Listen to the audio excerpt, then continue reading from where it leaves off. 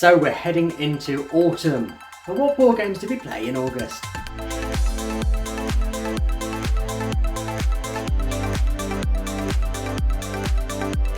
Hi, I'm Libby, this is Julian, and together we are BoxedMeeples, and as usual we're going to run down our new and notable games that we played in August. Yeah. There's not a huge amount. No, but quite a diverse selection, I think, and a lot of one game in particular. Can you guess? Yeah, we have been quite busy with work and with the kids off school and things like that, so perhaps haven't got the same number of games that we might normally, but let's see. Yeah. Got straight into it? Yeah. Ooh. Top of the list is actually your game of the month. Yes, Suspects. Yeah, I didn't know quite what to expect from Suspects. I've played a lot of those kind of games before, you know, the exit games, the unlock games, various kind of detective games, the Chronicles of Crime, and also the adventure games that Kosmos do. Yeah, Cantaloupe, like it kind of combines some of those elements in my mind, like that exit style kind of, or escape room style ones versus that sort of point and click kind of Cantaloupe adventure game kind of mix them. Yeah, and I've talked so much about, you know, those are sort of video games I used to play when I was younger, and I really love those kind of strong narrative, almost kind of choose your own adventure style games. More so I think than you do. But I really enjoyed those, and I didn't know quite what to expect from this, but I thoroughly enjoyed it. So I played them all solo on the train, and they worked beautifully, and as you said, it was my game of the month, so if you want to have more about it, have a watch of that video. Yeah, sounds like it was fun, and I enjoy those games when I'm playing them. I just don't necessarily gravitate to pull them off the shelf, so it's quite nice sometimes that you do, and I get to sort of drag into that. Obviously you played this one solo. Yes, and normally it worked entirely solo. It was fine. But yeah, I'm keen to get more of those games. If I see them on the shelf, I shall pick them up.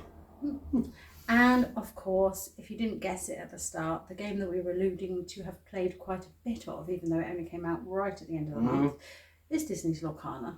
Yeah. We did have a bit of a bumpy start to that one. I think everyone did. Yeah. We managed to get the Illuminators Trove and a couple of boosters, so didn't necessarily have proper decks. We started trying to play a rainbow deck, and then we got some more cards in, or we played with the dual colours, but then with less cards.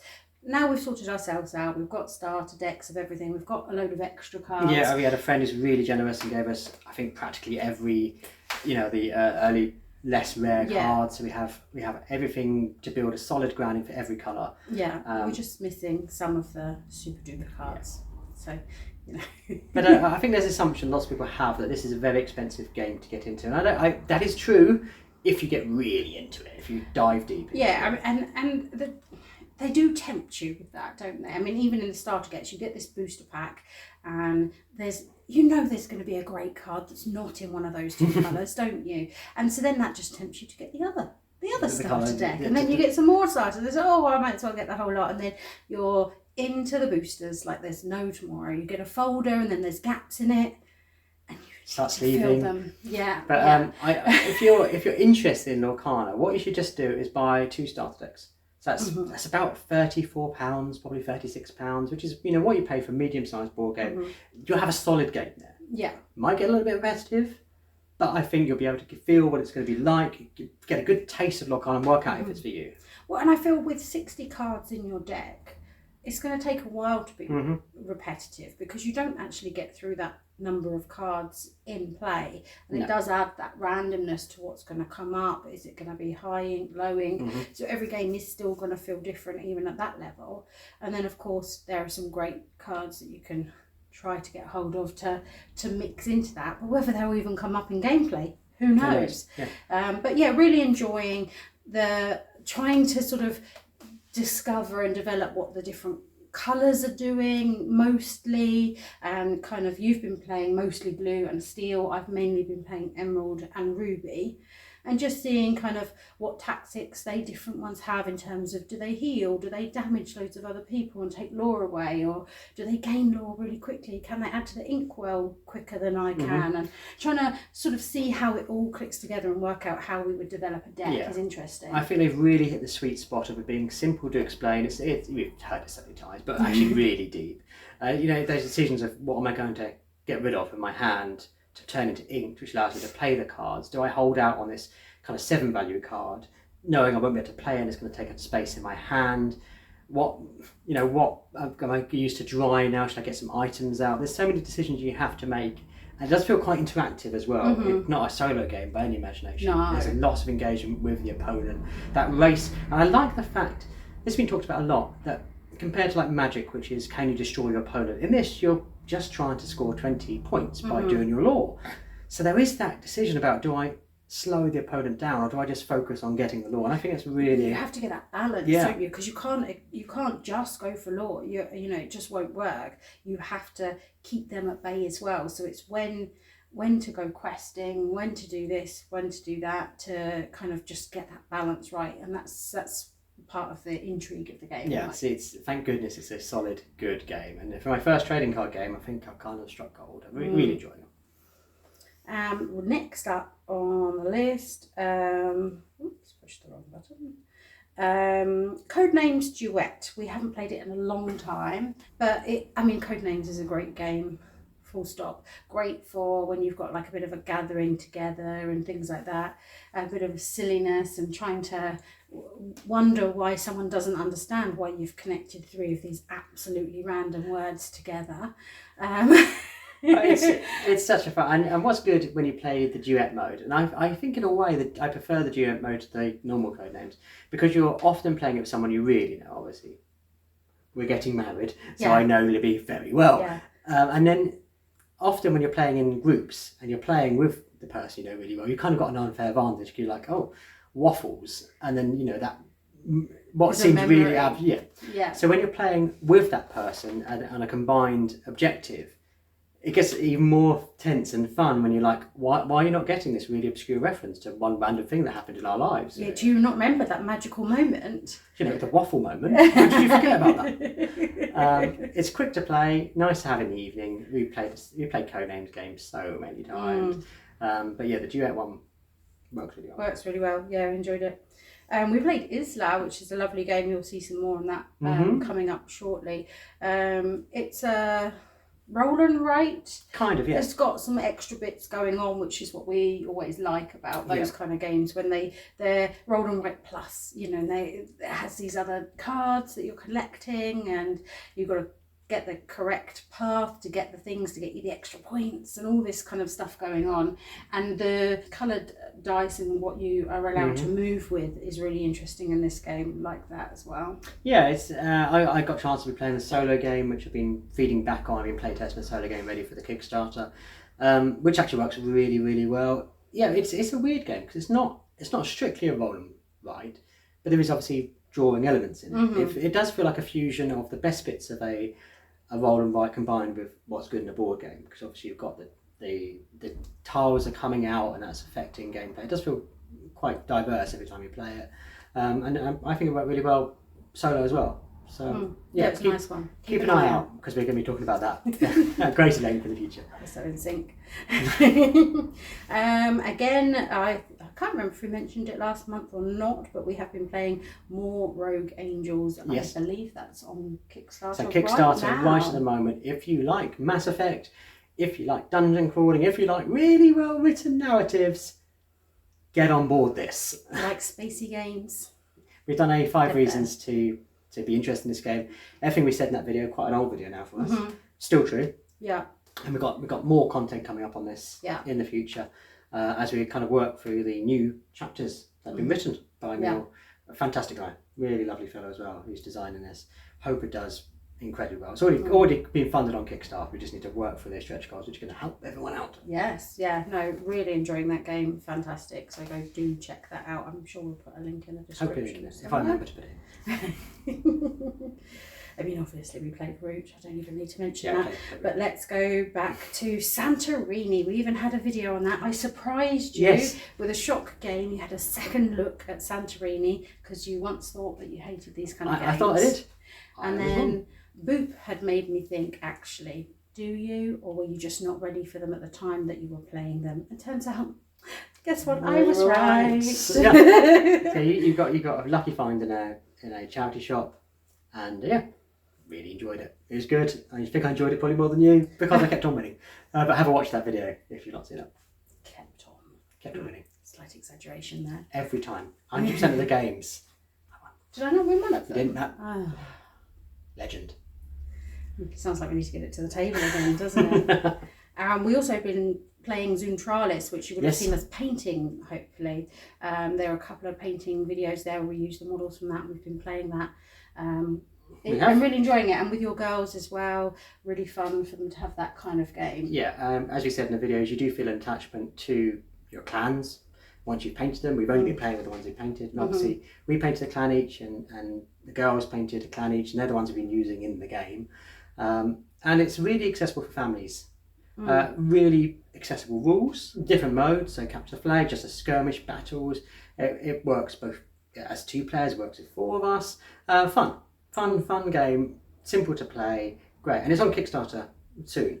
So if you're interested in that sort of thing, have a look at their Kickstarter, because great entryway if you're interested in those bigger, massive skirmish games and that big investment that involves. This is just 4 models per person, all set up with what they need. You haven't got to do any of that big complicated setting up of armies or anything like that. So simple to get into, and I think for what it is, family skirmish game, it's absolutely perfect. Look into it if it's that sort of kind of thing. Yeah, definitely. Yeah, it's fun. This one almost made my game of the month. Okay. Buffet Boss. Oh my gosh. How could that make you game of the month? Oh, so fun. So much fun. Not my normal type Well, you say I like heavyweight games. I know, and this is the lightest it can be. Give me a Lasada game. Let me have a game that takes 4 hours to play with 1 million components that we need to have 16 rulebooks for. And yet, Poetry for Neanderthals, you love that. And now you love a stacking game. Oh, it's just so fun. Literally you have this little sort of boat type thing, and you're trying to put these different types of fruits and vegetables and bits and pieces on it without it tipping over and them all going everywhere. And obviously you want to push your luck, and you think, oh, I've got a chance of putting 2 on now, let's go for it. And of course it'll go cascading off, or even better, your opponent does that and you laugh in their face. Yeah, it's a very complicated game. I can see why on BGG it's straight on the top 5 for complexity. and the guys who taught us said, okay, this is the main event. We had to a lot of kind of reading first, watch a lot of Let's Play. So I think we're all prepared and we sat down. It was very silly. I completely agree. Lots of fun. Yeah. We did play it after playing other games in between games. Yeah. And it's like ideal kind of filler game. Great for families. I loved how greedy you were, because that just led to ruin as you tried to stack 1 million mushrooms. No, I was definitely winning because everyone else had just ended up falling off, and I was doing really well. And then the guy who owns the game said to me, "Oh, you can take 2 this turn, Libby." So then I obviously was greedy and thought I'd get even more points and definitely win by a country mile. And it turns out, no, off they went. And could just have had 1. Would have been fine. And it would have been absolutely fine. Yeah, but no. But it was a lot of fun. Yes, and I play again. It was silly. Small box, like it would be fun for like conventions and stuff to lighten the mood and just have a bit of a laugh and a drink party game kind of thing. Yeah. Or again with kids, perfect. Yeah. Forbidden Island we played. I don't think we've actually played this one before. No, I'd never played it. I've never played any of the kind of Forbidden tin games. I have played something. Desert? Jungle's new one, so it'd be Desert then, yeah, but not this one. I really liked it. So obviously it's the same designer as Pandemic and all those mechanics are there. There's nothing, if you play Pandemic you know how to play this. But what was great is it was like a streamlined Pandemic. Yeah, you say that, but it's the same like kind of concepts and stuff, but entirely different all at the same time. Yeah. It's not like a reskin or No. Like so it's not like in a way that the Star Wars Clone Wars is a Pandemic game. Yeah. This takes kind of mechanisms from that and makes it into a quicker, more family friendly, I think, game as you're moving around trying to get the items and then get back to the helicopter to take off. I love the island sinking. Yes, that's so fun. Different bits are sinking. It's like, well, do we need to shore that up to make sure we've got a route out? How are we going to play this? And you all have your individual sort of player power, much like you do in Pandemic as well, and some of those. So you're kind of working out between you who's best at doing what and who should go where and different things like that. So your girls really enjoyed it. They've asked to play it again. Yeah, it's proper nail biter. It was second to last turn, and then it was often you kind of get this criticism of quarterbacking, you know, some one person leading the charge. I think it kind of helped for this because we played obviously every pandemic probably ever. I played all the legacy games. You played a lot of pandemics. So it's difficult for us to hold back and go, well, what would you do? No, but I think we always offer them choice. Oh, look, well, this is your situation. You could do X, Y, or Z, and then once they've got grips with the game, then they start asking partway through. Oh, so can I do this then? And it's like, oh yes, you can do that. That's a good idea. You have to kind of bite your lip. It's like, oh, you can do this or this. Oh, I can do that then. Okay. You sure? Because that's going to drown me. But you know, if you want to. And it makes them want to do it more. it was a proper kind of epic conclusion. It was a good game. Yeah, we spoke about my gold mining last month, I think. Yeah. We've been playing more of that, still enjoying that. Played it with new people and they've really enjoyed it. Simple to explain, everyone really enjoyed it. I like a bit of croupier when I'm playing that. And not having a character just going, oh, and the dragon is moving. Are you going to take? Are you going to go deeper and get the 2 gold? Or are you going to venture out of there? What are you going to do? I even started doing a kind of game show. Like, gamble! Should you gamble? What are you going to do? Yeah, we're taking it to extremes, everyone. Yeah. Just so you know. Mm-hmm. Orléans. Yes. That was fun. A proper game we played. Mm-hmm. Yeah, that was really fun. It's one that I've been meaning to play for a long time. I've heard good things about it from quite a few people. Yeah, that was fun. I enjoyed that. Yeah, I would play it entirely differently on the second game, as most games would be. Yeah. I didn't have enough kind of... I wasn't playing the people. I wasn't progressing down the tracks enough to get those scoring people that I knew would act as multipliers by the end. Yeah, it's tough trying to work out as a first time, like, who do I need to do what, and why am I trying to get that, and what path to take basically is and then you try and do a bit of everything and then you think, oh, I should have doubled down on that. Or I was doing a lot of travelling around at the beginning because I could see good items and I could see, well, that I'm not sure if it's ham or if it was fabric or whatever it was really expensive, so I started hoovering those up and thinking, oh, they were 5 points. But then that seemed like a drop in the ocean compared to some of the bigger scores you got at the end. Obviously now I would rethink that, but yeah, I can see why people enjoy it. It does feel like the most Euro game ever though.